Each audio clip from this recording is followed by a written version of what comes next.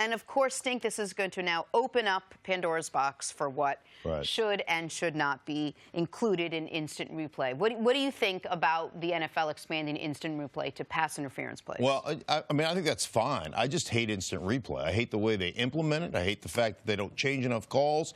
I hate the fact that like the whole mantra is with instant replay is we want to get the game right.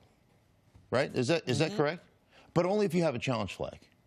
Only if your coach reaches down and grabs it out of his sock and throws the challenge flag, or if you have enough timeouts, or if we only want to get it right when we want to get it right, or when you have a challenge flag. Like, that makes no sense to me. Like, wouldn't you want to get it right, I don't know, all the time? Wouldn't that be the goal? So why do we have to go through the histrionics of the challenge flag? Why do we have to have a ref walk to the sideline to look at the Microsoft tablet when they're making the decision in New York? Why do we have to do all that? Just put a lower third down that says, this challenge brought to you by Microsoft. If you're buying it, why do we have to go through all the garbage? Let's have somebody upstairs that looks at every play and goes, oh, yeah, wait a minute. Give me a second. Let me relook at that. Stops the game or whatever. I don't understand why the whole challenge play. Is it for the drama of it? Because I don't care about the drama. I want to get it right. Well, I think it's a lot easier to recommend something like that when you're in the playoffs and you only have a game or two. But I would doubt that the NFL has the capability of having 8 qualified people in real time. Say, when you're calling games, and sometimes you're in that first window of games, there's 8 games on. Yeah. So now I need 8 specific people that are going to running the game from New York. I don't think they have the ability to be able to do that. And now, if we're talking about expanding it to penalties or things that weren't called penalty, you can't just watch the ball. You got to watch the opposite side of the field. Was there illegal contact? Did one of the guys in the trenches hold? Listen, I think this is a terrible idea. Just period, point blank. And people can point to the CFL. Oh, the CFL did it. And they expanded replay in the final 3 minutes and on pass interference calls. Okay, people can say that. You know what happened in 2015, right? In the CFL Championship game, the Grey Cup, was the game was, I don't necessarily want to say flipped, but on the game-winning touchdown drive of their version of the Super Bowl, coach challenged a non-call pass interference, went his way. We want that. Because it's usually not this blatant. It's usually hand fighting. It usually could go either way. And I'm watching Chiefs-Patriots, and I've been told the whole time there was replay, it's incontrovertible video evidence. And they are looking if Julian Edelman touched that punt. And it's like, in this angle, it looked like it touched his thumbs. In this angle, it didn't. And nobody knows if that's getting overturned or not. There's not consistency with it. The reason that play ended up not being a controversial one was 2 plays later, Brady threw a pick, so it felt like, it evened out for the Chiefs anyway. But I do not trust the mechanism, and at its core, I don't think these NFL games are just about getting it right. There's a reason that NFL guys make the money they do when they're on television, and the International Lawn Dart Association isn't.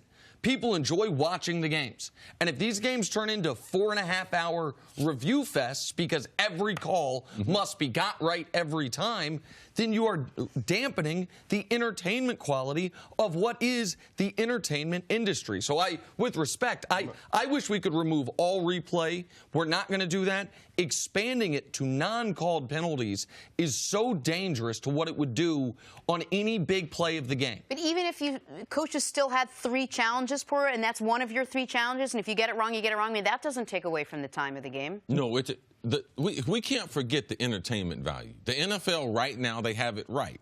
And they've been working on it the last several years to get it within that 3 hour and 10-minute time. And it's going to take, if you give them more challenges, it's going to take more time. So I don't believe it can work. Now, I'm just going to tell you, based on being on a couple committees that changed the rule with the catch, no catch, and first they didn't want to change it, then they changed it. Like, I see another committee coming in my future, and I'm open. I'm not totally against. I just haven't seen the right way to be able to institute it in the games where it's not going to stop the flow of the game. And one thing we need to do, too, we need to consider this. Before we change any more rules, how much more difficult we're going to make it for the defensive players? Yeah. Well, anybody thinking about that? No, of course not. Right.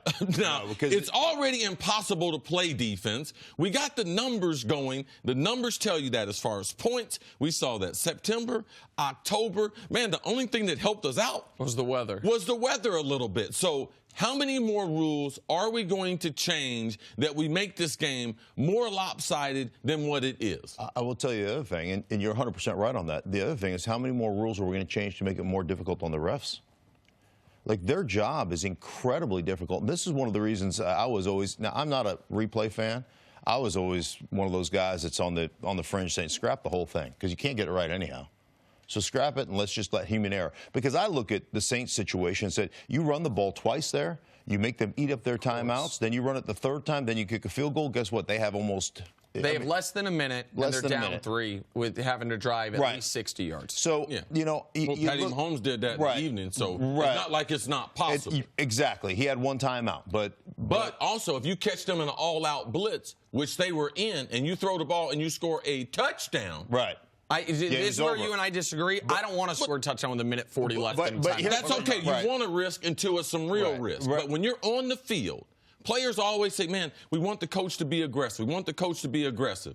When you see the type of numbers, and it lets you know that if Drew Brees can throw me a 5-yard stop and I could potentially end this game, I want that opportunity. Mm-hmm. I don't want to take the chance to give them the ball and a field goal is going to tie me up. That's not that difficult to do in the NFL. Well, going back to the refs, though, we asked them to do so many things, and one of the things that instant replay has done to the refs, it's taken away part of the whole situation that they're in is, hey, you know what? Swallow your whistle. Let's let replay decide. Right. And so guys get they're less demonstrative than they used to be. Yes. They're less in charge than they used to be. Mm-hmm. They're like, they know something's not a fumble, and they know the quarterback's arm's going through. They're like, let's not whistle it dead. Right. They're getting obvious things wrong.